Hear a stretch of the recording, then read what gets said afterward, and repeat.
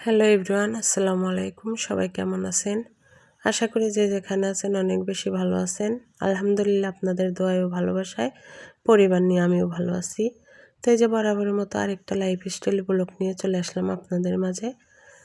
তো যে যেখান থেকে দেখতেছেন প্লিজ একটা লাইক দিয়ে কন্টিনিউ করবেন। আপনাদের একটা লাইক পারে আমার ভিডিওটা অন্যদের কাছে পৌঁছে দিতে।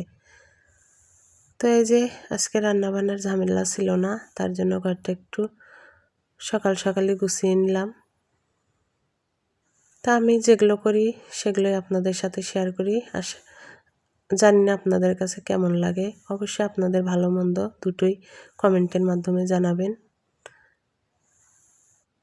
তো এই যে বিছানাটা একটু ঝাড়ু দিয়ে নিলাম, কাঁথাটাও পেরে নিছি, এখন চাদরটা পেরে নিব। আমার সাদামাটা লাইফস্টাইল ব্লগ, সেগুলোই আপনাদের সাথে শেয়ার করি। তো এই যে চাদরটা পেরে নিয়েছি, এখন ঝাড়ু দিয়ে নিলাম।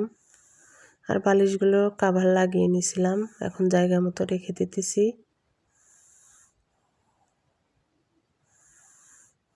আর আমার ভিডিওর কোনো অংশে যদি ভালো লেগে যায় তাহলে সাবস্ক্রাইব করে আমার সঙ্গেই থাকতে পারেন। পাশে থাকা বেল অপশনটি অন করে রাখবেন। যখন আমি ভিডিও ছাড়ি সাথে সাথে আপনার কাছে নোটিফিকেশন যাবে আর আপনি আপনার সময় সুযোগ মতো দেখে নিতে পারবেন। আর এই যে কয়েকটা কাপড় ধুয়েছিলাম, সেগুলো শুকিয়ে উঠাই নিচ্ছি, এখন ভাঁজ করে জায়গা মতো রেখে দিব।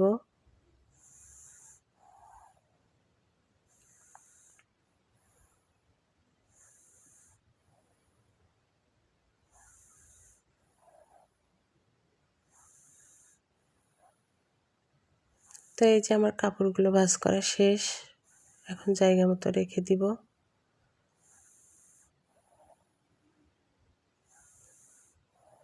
আর আমার কাজে বা কথায় যদি ভুল হয়ে থাকে অবশ্যই ক্ষমা সুন্দর দৃষ্টিতে দেখবেন, মানুষ মাত্রই ভুল।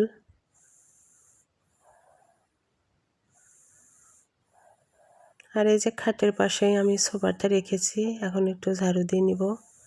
যেহেতু বাচ্চারা আছে সব সময় ওঠানামা করে,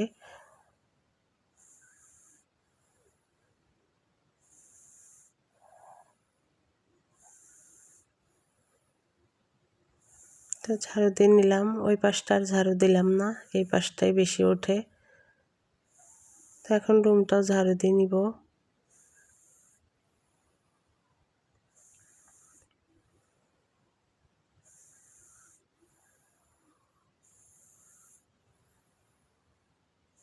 আসলে অফ ক্যামেরায় কিন্তু রুমটা আমি ভালো করে ঝাড়ু দিয়ে নিয়েছিলাম, আপনাদের সাথে আর শেয়ার করি নাই।